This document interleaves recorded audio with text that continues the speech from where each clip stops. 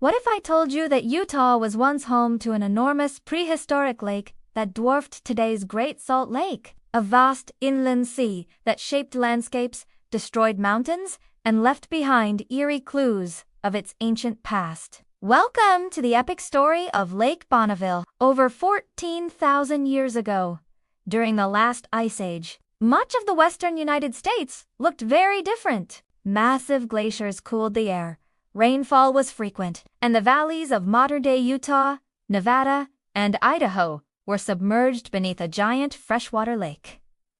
To put it into perspective, Lake Bonneville was over 1,000 feet deep, covering more than 20,000 square miles. That's about the size of modern Lake Michigan. It reached as far west as Nevada and stretched north nearly to the Snake River Plain in Idaho.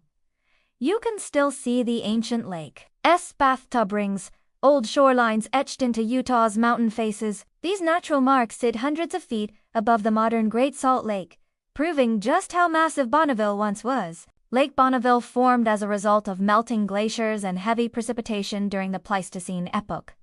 Rivers filled the valleys, and over time, they pooled into this great basin with no ocean outlet, creating a freshwater sea in the middle of the desert.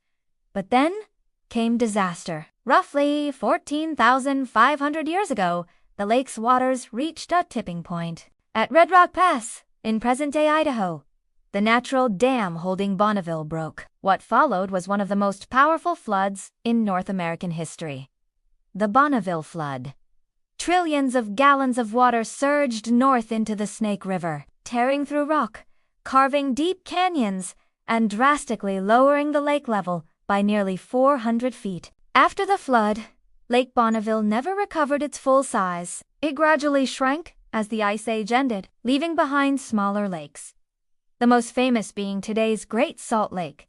Now, the Great Salt Lake is a salty remnant of that ancient freshwater giant, and the land around it still whispers the story. From fossilized shorelines to desert basins and dry lake beds, the story of Lake Bonneville is a reminder of how nature can build and destroy on epic scales, and that even the quietest deserts hold the memory of ancient seas.